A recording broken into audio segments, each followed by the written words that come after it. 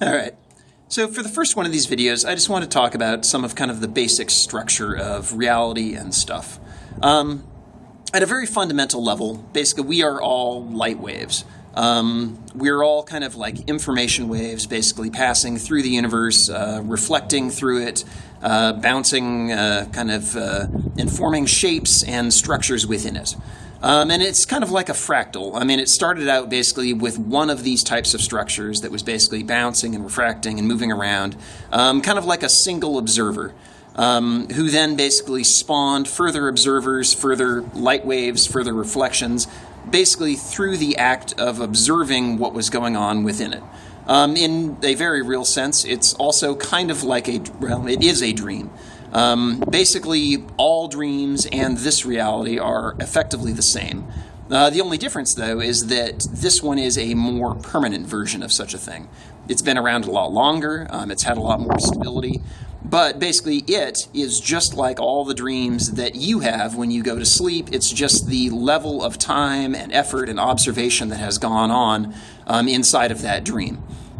For example, if you stuck around inside of your dreams, for example, if you developed into, say, a lucid dreamer or something like that, then basically after a while, those dreams would become more solid, which is exactly what a lot of lucid dreamers describe.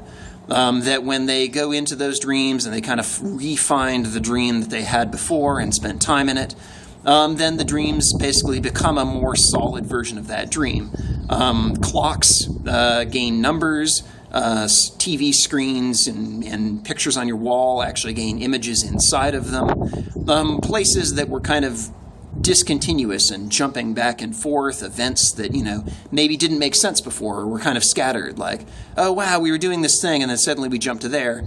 They start to make a lot more logical sense as you re-enter and revisit basically those dreams multiple times. And then after a while, those dreams develop a very real sense of time, which is kind of that very first structure that has to form. You have to get some kind of logical structure of time where you can say, okay, this event happened before or it happened after that event, so that you can actually start having some order. Otherwise, everything is basically just kind of a big wash of chaos. Then after that, basically everything in the dream needs to get divided into light, and it needs to get divided into kind of dark.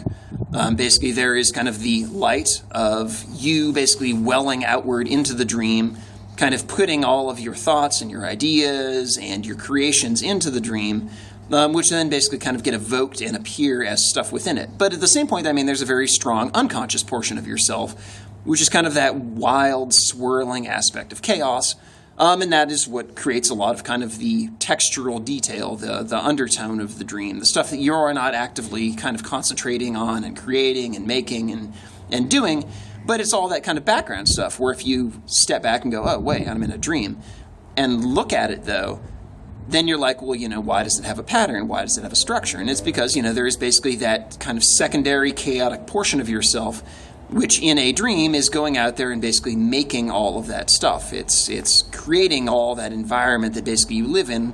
It is in a sense, very much like your body. And this is a lot like a lot of the ideas expressed in stuff like, for example, tarot or the Genesis creation or a number of these kind of things. It's the same pattern. It just repeats over and over and over. That first you start with infinity.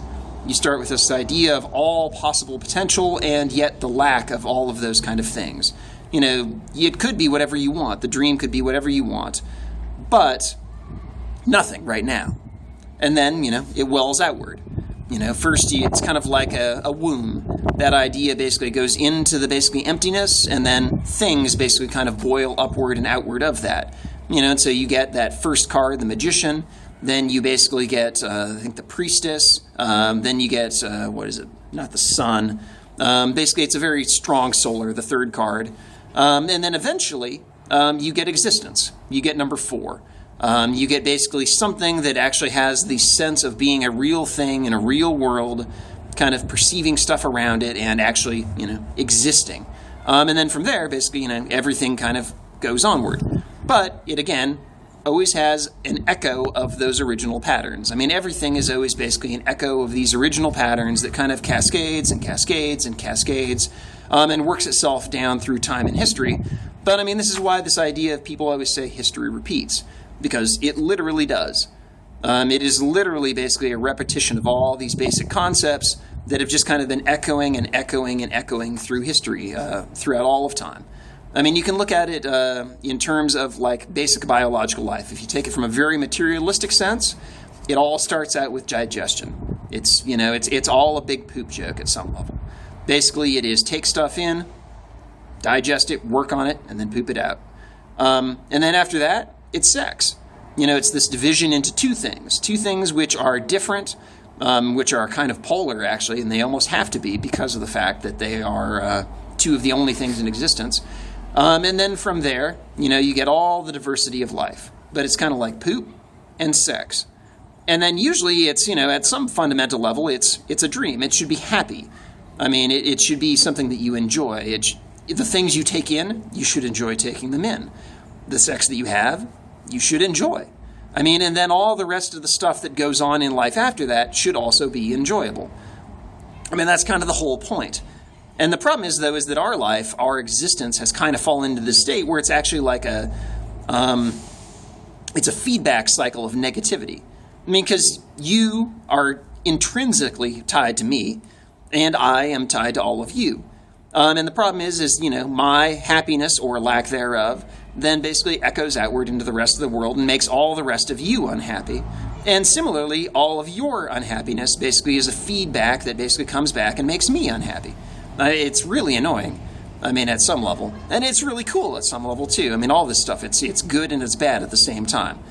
But, I mean, right now, it's gone into a kind of dark hole. I mean, it's like a lot of people now that I talk to, for example, in their relationships, it seems like almost everybody I talk to is in these relationships with bad people who basically treat them bad, but like they're too afraid to leave because they're not sure if they'll ever be able to get anything else again. Even though apparently they say they have self-confidence and that, they're full of their own self-worth, but it's like people are always trapped in these kind of bad situations that they're too scared to leave. And then that echoes outward. Their badness basically echoes out to all the people around them. Their unhappiness echoes to all those people, and then the whole thing kind of becomes a feedback cycle of it. Our whole country is kind of in this state. It's like we're all unhappy. We all don't like the state the country is in many ways. Or I wouldn't say all. Again, nothing is black and white completely except, absolute creation, I guess. But I mean, there is a distinct undertone of unhappiness. I mean, look at our politicians and the way our country works. Everyone's like, you're basically voting for two evils.